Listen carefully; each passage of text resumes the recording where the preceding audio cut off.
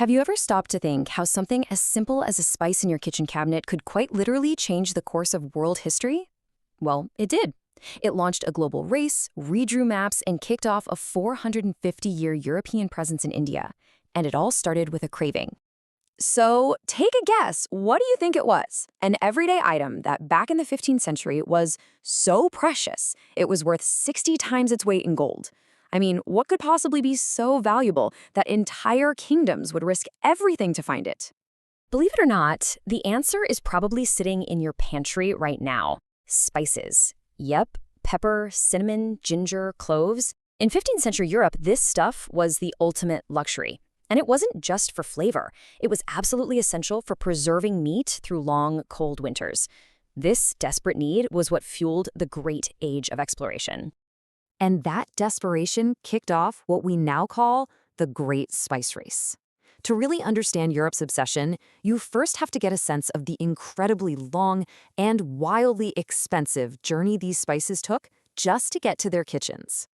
This really breaks down the whole problem. So follow the money here. Spices were grown in India. From there, Arab traders, middleman number one, transported them over land and sea. Then they sold them to Venetian merchants, middleman number two, who controlled all distribution into Europe. By the time that pinch of pepper reached a European dinner table, the price had been marked up at every single stop, making it unbelievably expensive.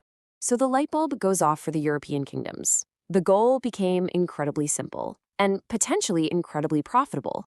If they could just find a way to bypass the Arab and Venetian monopolies and sail directly to the source, they could control the entire supply chain and make an absolute fortune. The race was officially on. In the late 1400s, you had two main players stepping into the ring, Portugal and Spain, and they had completely opposite strategies. Portugal bet on going east, methodically charting a course down the coast of Africa, hoping to eventually go around it. Spain, on the other hand, famously backing a guy named Christopher Columbus, bet on going west, believing the world was small enough that they could reach India just by crossing the Atlantic. So who made the breakthrough? Well, while Spain accidentally stumbled upon the Americas, Portugal's slow and steady, methodical approach was about to pay off in a huge way. This wasn't some overnight success. This was a project that spanned generations. It started with Prince Henry the Navigator, who poured money into decades of voyages. The huge breakthrough came in 1488, when a captain named Bartholomew Diaz got caught in a massive storm that blew his ships all the way around the southern tip of Africa. He called it the Cape of Storms. But his king, John II, pulled off a brilliant PR move. He saw an opportunity, not a storm, and renamed it the Cape of Good Hope. The path to India was now clear. 10 years later, Vasco da Gama followed that route. After rounding the Cape of Good Hope, he made it to the east coast of Africa.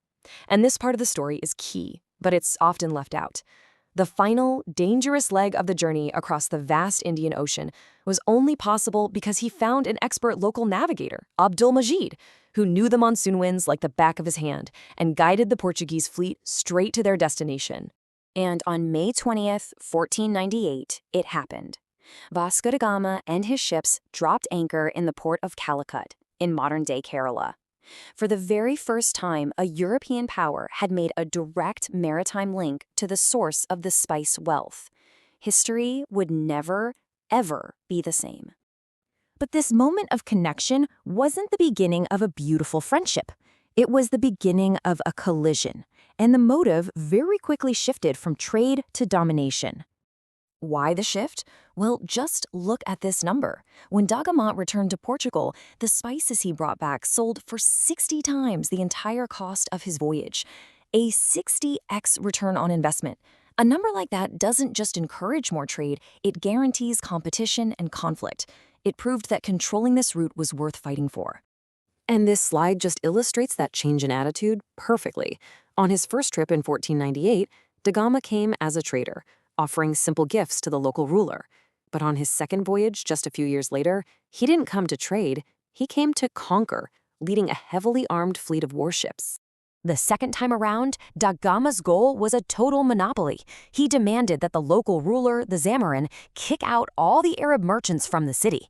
The Zamorin, who had a long and profitable relationship with them, refused. Da Gama's response was swift and brutal. He used his ship's cannons to bombard the unarmed port city, a shocking act of aggression. The Zamorin's forces, armed with swords and arrows, were no match for Portuguese gunpowder. So, having established military superiority, the Portuguese put a system in place to enforce economic control. They called it the Cartaz system. And what was it? Essentially a protection racket on the high seas. Any non-Portuguese ship wanting to trade in the Indian Ocean had to buy a license, a cartaz from the Portuguese. If you were caught without one, your cargo was seized and your ship was sunk. It was a clear declaration. The Indian Ocean now belonged to them. This kind of success, though, was impossible to hide. The profits were just too vast, and soon every other major European power wanted their piece of the pie. Portugal had kicked the door to India's wealth wide open. For nearly a century, they dominated the spice trade. But those profits were impossible to ignore, and pretty soon other European powers came knocking. This triggered a news scramble, not just for spices, but for India itself. And you can see on this timeline just how quickly the floodgates opened. After Portugal's arrival, the Dutch came in 1605, then the British in 1613, and the French in 1668. And notice that these new arrivals weren't just state-sponsored expeditions. They were massive, powerful corporations, the East India Companies. These companies had their own armies and acted like nations unto themselves. They all came to trade, but they would all end up fighting for control. And that brings us to our final thought. The initial race for a sea route to the spices was over. Portugal had won. But their arrival had started something much larger and more consequential, a multi-generational pan-European scramble for control of India itself. The question was no longer who could get spices the fastest, but who would ultimately rule the subcontinent.